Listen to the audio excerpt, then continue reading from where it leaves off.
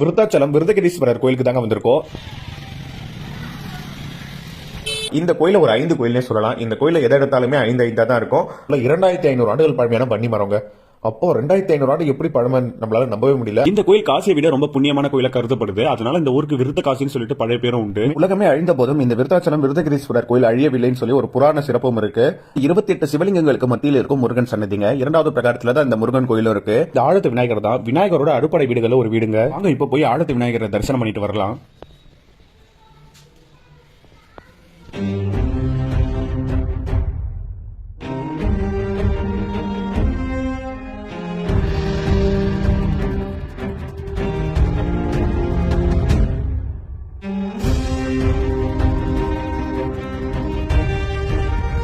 நம்ம கடலூர் மாவட்டத்தோட அடையாளமா திகழ்கிற விருத்தாச்சலம் விருதகிரீஸ்வரர் கோயிலுக்கு தாங்க வந்திருக்கோம். இந்த கோயில் மணிமுக்தார் ஆத்தங்கரையில ரொம்பவே அழகா அமைஞ்சிருக்கு. ஒரு 2000 ஆண்டுகளுக்கு மேல் பழமையான இந்த கோயிலை பத்தி தான் இந்த வீடியோல பார்க்க போறோம். வீடியோ ஃபுல்லா பாருங்க, ரொம்ப நல்லா இருக்கும்.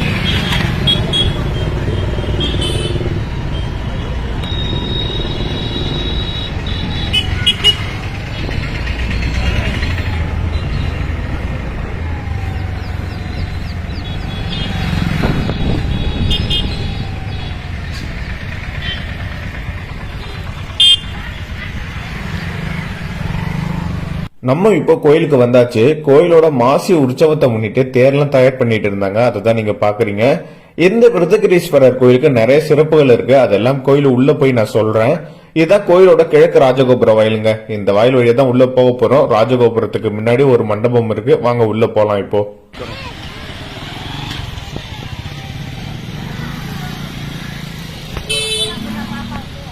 இந்த கோயிலுக்கு பழமலைநாதர்னு பேர் உண்டு. அதுதான் அங்க குறிப்பிட்டு வச்சிருக்காங்க. பழைய பெயரு, அந்த புராதன பெயர்.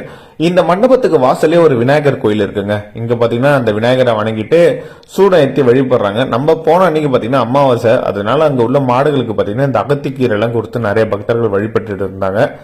நம்மளும் விநாயகரை வணங்கிட்டு அப்படியே உள்ள போலாங்க.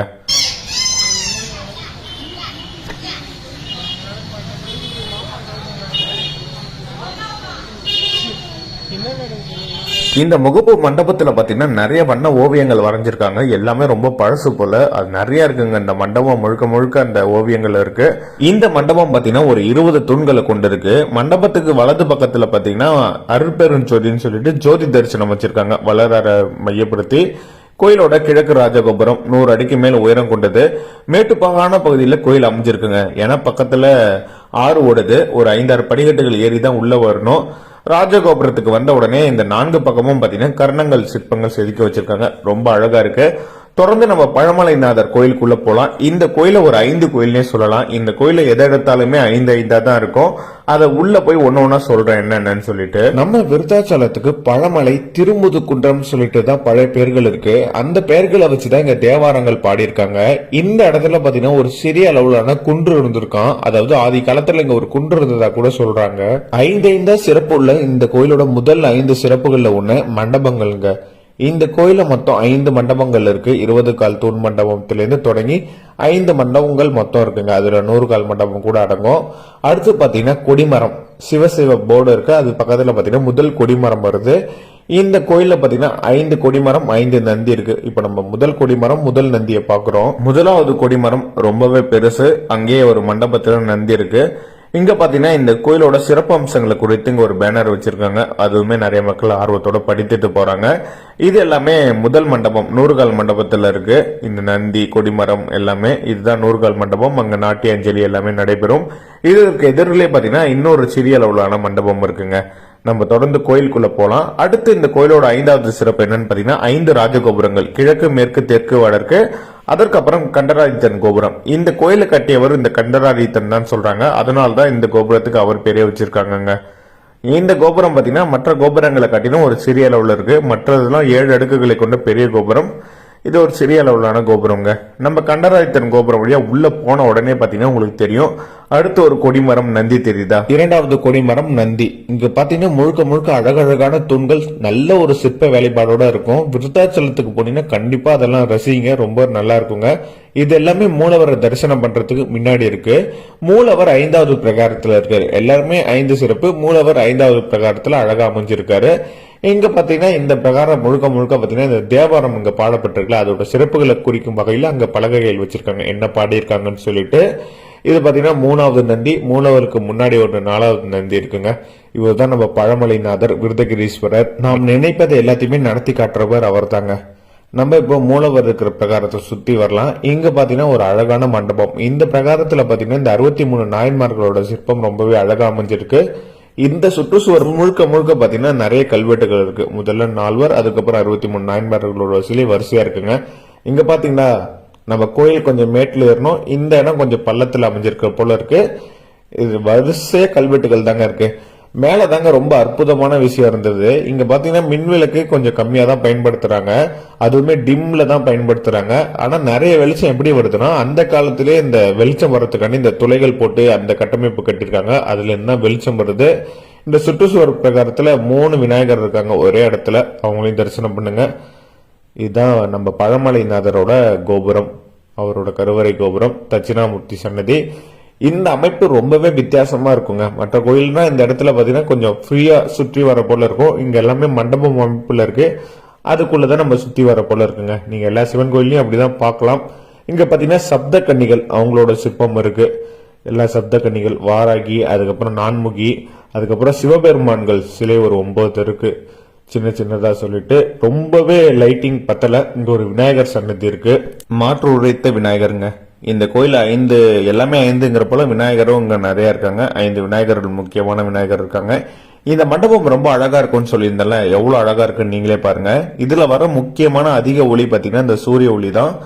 மின் ஒளிகள் ரொம்பவே கம்மியா தாங்க இருக்கு, லைட்டிங் தான் நிறைய பத்தல. இங்க பாத்தீங்கன்னா முருகன் சன்னதி, இதே பிரகாரத்துல 2 முருகன் சன்னதி இருக்கு, வள்ளி தேவியானோட இருக்காரு. அதுக்கப்புறம் பாத்தீங்கன்னா தசபுச வல்லைய விநாயகர்னு சொல்லிட்டு இங்க ஒரு விநாயகர் இருக்காருங்க. பாருங்க, இதுதான் தசபுச வல்லைய விநாயகர். அவரை வழிபட்டுட்டு நம்ம அப்படியே போலாம். இந்த தூண்கள் எல்லாமே ரொம்ப அழகா செதுக்கப்பட்டிருக்கும். நிறைய வித்தியாசம் காட்டியிருப்பாங்க ஒவ்வொரு தூண்களுக்குமே. ரொம்ப ஒரு அருமையான இடமா இருந்ததுங்க. அதே பிரகாரத்துல பாத்தீங்கன்னா முனீஸ்வரனுக்கு ஒரு சிலை இருந்தது. ஒரு சிலை எல்லாருமே வழிபட்டுட்டு போறாங்க. கோயிலோட பிரகாரத்துல முனீஸ்வரன். இங்க பாத்தீங்கன்னா சிம்மயாளிகளுக்காண்டி அந்த தூண்கள் ரொம்ப நல்லா இருக்கு. நிறைய தூண்கள் இருக்குங்க. விருத்தாச்சலம் கோயிலுக்கு முதல் வாட்டி வந்தீங்கன்னா நிறைய சிறப்பம்சங்கள் இந்த கோயில்ல இருக்கு. அதுல நிறைய சிறப்பான விஷயங்கள் எல்லாமே உள் பிரகாரத்துல இருக்கு. அந்த இடத்துல நல்லா நின்று நிதானமா நீங்க பாத்துட்டு வரணும், அப்போதான் எல்லாத்தையும் தெளிவா பார்க்கலாம். அதற்கப்புறம் இந்த கோயில் ரொம்ப ரொம்ப முக்கியமான விஷயம், வெளிப்பிரகாரத்துல உள்ள 2500 ஆண்டுகள் பழமையான வன்னி மரங்க. அப்போ 2500 ஆண்டு எப்படி பழமை நம்மளால நம்பவே முடியல. அதற்கு ஆதாரமும் இங்க வச்சிருக்காங்க. இது தாங்க 2500 ஆண்டுகள் பழமையான வன்னி மரம், இந்த கோயிலோட தல விருட்சகம். நிறைய மக்கள் ரொம்ப பக்தியா இந்த மரத்தை கும்பிட்டுட்டு போறாங்க. பாருங்க, 2500 ஆண்டுகள் நம்பவே முடியலங்க. நம்ம ஊர்ல 100 ஆண்டுகள் உள்ள மரத்தை இப்பெல்லாம் வெட்டிடுறாங்க. 2500 ஆண்டுகளா இதை பாதுகாத்துட்டு வராங்க, கோயில்ல இருக்கிறதால போல. இந்த மரம் இவ்வளவு ஆண்டுகள் பழமைன்னு சொல்லிட்டு ஆதாரத்தோட நிரூபிக்கிறாங்க. எப்படின்னு பாத்தீங்கன்னா விருத்தாச்சலத்துல உள்ள வேளாண் கல்லூரியும் அதற்கப்புறம் திருச்சியில உள்ள ஒரு அரசு அங்கீகாரம் பெற்ற நிறுவனமும் பாத்தீங்கன்னா இதை ஆய்வு செய்து அதை நிரூபிச்சு காட்டியிருக்காங்க.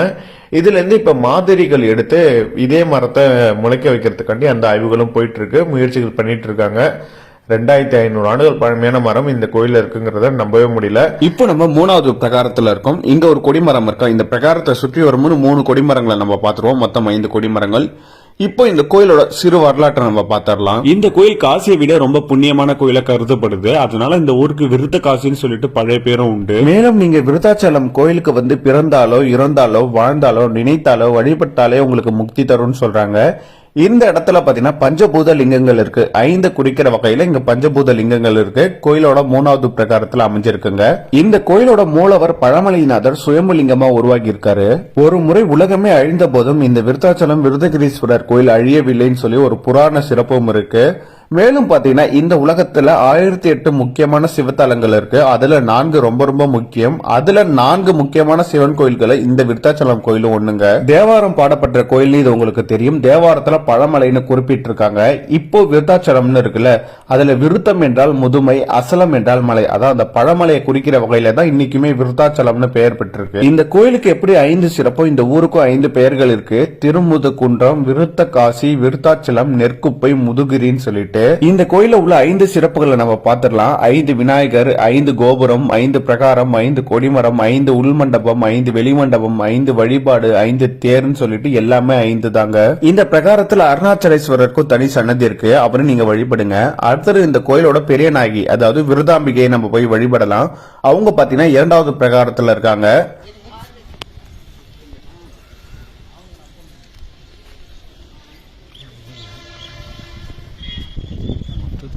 இந்த கோயில்ல உள்ள மற்றொரு சிறப்பு என்னன்னா 28 சிவலிங்கங்களுக்கு மத்தியில் இருக்கும் முருகன் சன்னதிங்க. 2வது பிரகாரத்துல தான் இந்த முருகன் கோயிலும் இருக்கு.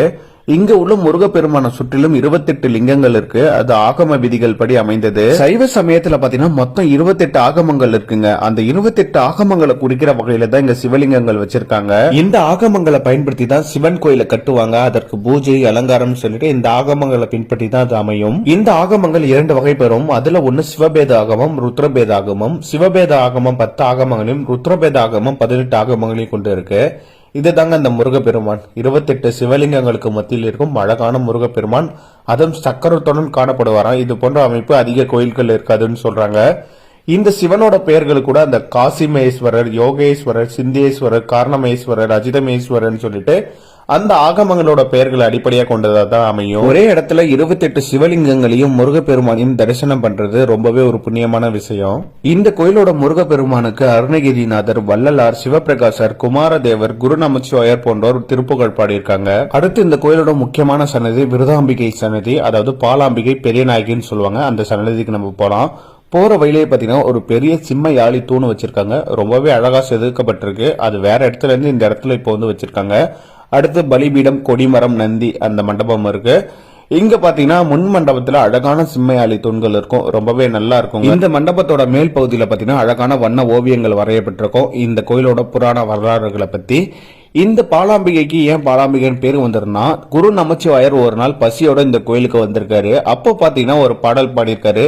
கிழவிய வச்சு ஒரு பாடலும், இளம் குமரியை பற்றி ஒரு பாடல் பாடியிருக்காரு. அந்த 2 பாடல்களையும் கேட்டு கிழவி ரூபத்திலும் இளம் குமரி ரூபத்திலும் வந்து இந்த விருதாம்பிகை அவருக்கு சோறு அளிச்சிருக்காங்க.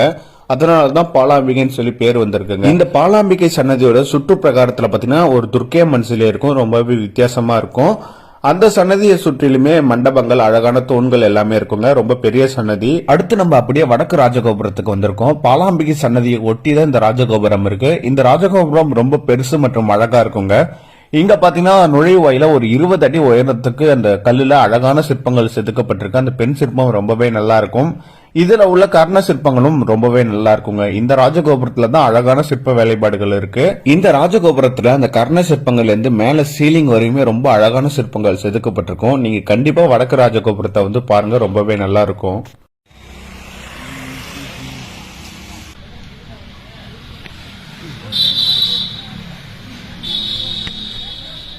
இந்த கோயில் ரொம்ப நாளா திருப்பணி செய்யாம இருந்திருக்கு. விபசித்து முனிவர் தான் இந்த கோயிலை திருப்பணி செஞ்சாரு. அவர் செய்யும் போது இங்க வேலை செய்த வேலையாட்களுக்கு சம்பளமா இந்த கோயிலோட தலைவிருச்சகமான வன்னி மரத்தோட இலைகளை தருவாராம். அவர்கள் எவ்வளவு வேலை செஞ்சாங்களோ அதற்கு ஏற்றவாறு அந்த வன்னி மரத்தோட இலைகள் பொற்காசுகளா மாறிடுமா. இந்த வன்னி மரம் 2500 ஆண்டுகள் பழமையானதுன்னு சொல்லி நம்ம முன்பு பார்த்தோம்.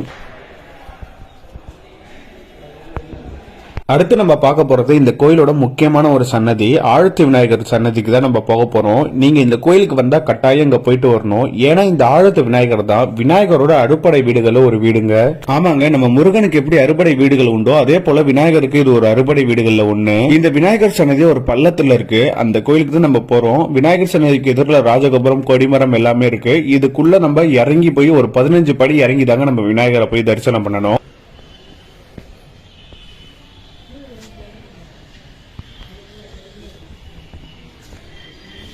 இந்த ஆழத்து விநாயகர் கோயில் முதல்ல கட்டும் போது இந்த ஊரோட மேட்டு பகுதியான இடத்துல கட்டியிருக்காங்க. ஆனா இப்ப பள்ளம் ஆயிடுச்சு. இந்த விருதகிரீஸ்வரர் கோயில் மேடா இருக்குங்க. நம்ம இப்ப உள்ள இறங்கி தான் போனோம். 17 படிகளை தாண்டி நம்ம உள்ள இறங்கி போனோம். இங்க இருந்து தெற்கு ராஜகோபுரம் நல்லாவே தெரியுது. வாங்க இப்ப போய் ஆழத்து விநாயகரை தரிசனம் பண்ணிட்டு வரலாம்.